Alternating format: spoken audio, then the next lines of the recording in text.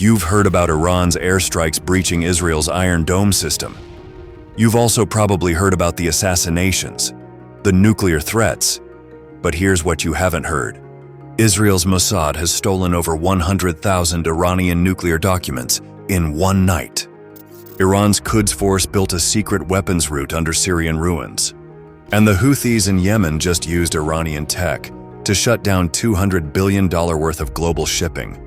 We'll uncover how this covert war has stayed hidden for so long and why it may now be impossible to stop in today's episode of Light's History. Chapter 1. On the Brink. Missiles soar through the night sky as drone swarms buzz over strategic targets. Naval vessels clash in the Red Sea, and on the ground, proxies in Lebanon and Syria stand by, ready to strike at a moment's notice. In June 2025, Israel launched Operation Rising Lion, deploying more than 200 aircraft, dropping over 330 munitions on around 100 military and nuclear facilities across Iran, including the Natanz and Isfahan nuclear sites, missile bases, radar systems, and an IRGC-run gas refinery. Among its most notable successes, the strike eliminated key IRGC figures, Commanders Saeed Izzadi, Behnam Shahriari, and General Hossein Salami. Those losses delivered a severe blow to Iran's proxy apparatus. Iran responded with a massive barrage of more than 450 missiles and 1,000 drones, though Israel intercepted most.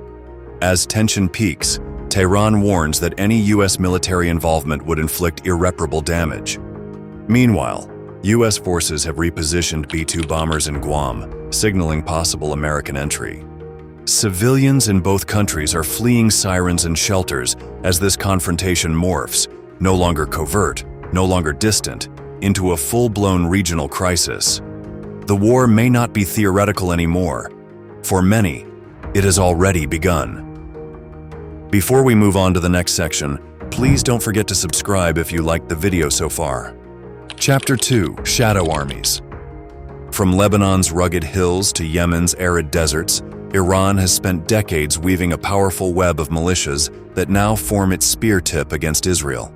Hezbollah alone controls between 120,000 and 200,000 rockets and missiles, and at its peak it boasted around 150,000 fighters, with 11,500 missiles deployed in southern Lebanon.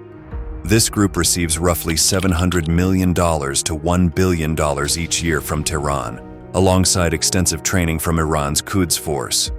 They are far more than ideological allies. They're a disciplined fighting force ready to launch rockets at a moment's notice. In Yemen, the Houthis have emerged as a formidable Iranian proxy. With help from the IRGC, they now carry out over 100 missile and drone strikes on ships in the Red Sea since November 2023. That disruption alone has rerouted global trade and cost an estimated $200 billion due to longer shipping routes around Africa. In Iraq and Syria, dozens of Iran-backed militias, many trained by Hezbollah's Unit 3800 and Iran's Unit 190, stand ready. Unit 190, led until recently by Behnam Shahriari, has funneled tens of thousands of tons of weapons across the region. Israel sees this sprawling network as existential. Rockets rain from Gaza, Lebanon, and Iraq. Drones buzz into its airspace from Syria, and each strike carries Tehran's hidden hand. To counter this, Israel has launched dozens of preemptive airstrikes on weapons convoys, missile depots, and Quds Force operatives, repeatedly targeting the very architects of the Shadow Army. The result is a multi-front crisis, where the lines between local war and regional war blur, an inferno lit and fanned by Iran's own making. Chapter 3. Covert War. For many years, Israel and Iran have been locked in an unseen tug-of-war, a war fought in cyberspace, intelligence shadows, and secret labs. Back in 2010, a cyberworm called Stuxnet cleverly targeted Iran's Natanz nuclear site. It infected over 200,000 computers worldwide, but specifically disabled about 1,000 centrifuges, setting back Iran's enrichment program by months. That strike marked a new age of digital sabotage. Then there's the human cost. In November 2020, The renowned scientist Mohsen Fakhrizadeh was killed outside Tehran by a remote-controlled, AI-driven FN MAG machine gun smuggled into Iran. He was one of 6 top nuclear scientists eliminated since 2007. Mossad had also stolen over 100,000 documents in 2018 from a Tehran warehouse, exposing the secret workings of Iran's nuclear weapons plan. Iran doesn't just take blows, it strikes back with cyber attacks on U.S. infrastructure and espionage targeting high-profile Western figures. These attacks weave together, creeping through servers, slipping bombs into hidden bedrooms, and assassinating scientists. It's a silent war, but each move in the dark has pushed both nations closer to the brink, shaping the open conflict we see today.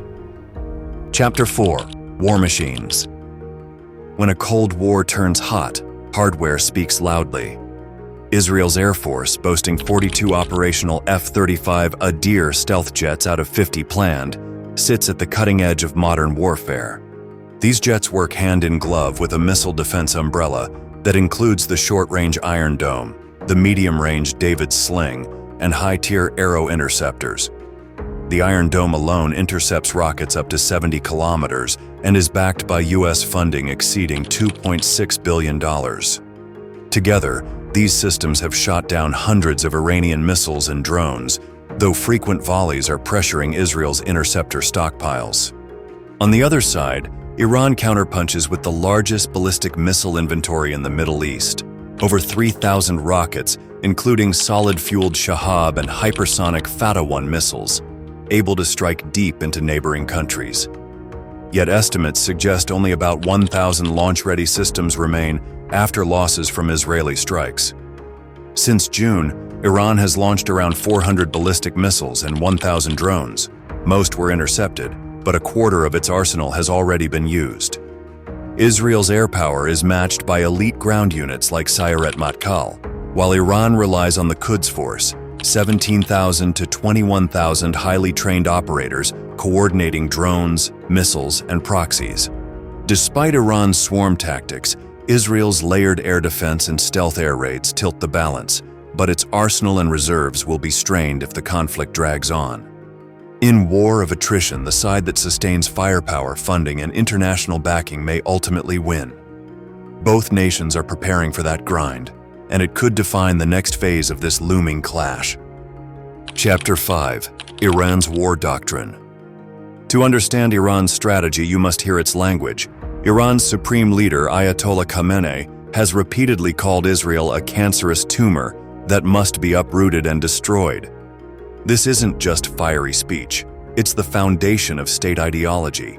That message is communicated not only through state media, but through relentless chants of "Death to Israel" at rallies, reinforcing the narrative that Israel has no place in the region. This belief drives Iran's relentless military buildup. Tehran spends hundreds of millions each year arming groups pledged to Israel's destruction. Hezbollah alone receives between $700 million and $1 billion annually, plus advanced missiles and training from Iran's Quds Force units. Iranian funding to Hamas has ramped up from roughly $100 million per year in 2020 to over $350 million in 2023. These aren't charitable donations. They're strategic investments in long-term armed struggle against Israel. Iran's doctrine isn't battlefield only, it's existential. Israel built its defense doctrine around one principle: preventing Iran from realizing its goal. Airstrikes on Iranian nuclear sites, missile silos, and Quds Force operatives, like the recent elimination of 3 senior commanders, are direct responses to that existential threat. So when Iran says erase Israel, Israel responds with full-spectrum defiance. And that titanic clash of civics and survival is what drives this war doctrine and shapes every move on today's battlefield. Want to understand the world better? Start with history and subscribe to our channel. Chapter 6: From Allies to Adversaries. Before 1979, Israel and Iran were unlikely allies, quietly cooperating on oil and weapons. Israel supplied Iran, then under Shah Pahlavi, with everything from missile parts and tank repairs to spare tires for F-4 Phantom jets. In the late 1970s, they worked together on Project Flower, a joint program aiming to develop a sea-to-sea missile. funded by Iran's oil revenues, $280 million worth in 1977 alone. Overall, Israeli arms exports to Iran between 1981 and 1983 are estimated at $500 million annually. When the Islamic Revolution erupted in February 1979, everything changed overnight. The Shah was deposed, Ayatollah Khomeini took power, and official relations with Israel were cut. The Israeli embassy closed and transferred to the PLO, and Khomeini famously branded Israel the Little Satan, aligning Tehran with Palestinian causes. Yet, even during the Iran-Iraq War, 1980-88, Israel covertly sold weapons and provided training to Iran, helping it stay in the fight against Baghdad. That dramatic reversal, from oil and arms partners to sworn enemies, set the tone. Iran began funding and arming groups like Hezbollah, Hamas, and the Houthis. Israel, in response, came to see Iran as its principal long-term threat, more dangerous than any Arab nation. This seismic shift in alliance reshaped the Middle East, setting Iran and Israel on a collision course that endures to this day. Do you think Israel could defeat Iran without the proxy and help of the US? Let us know in the comments below. Here's another video history buffs enjoyed watching. Bye for now.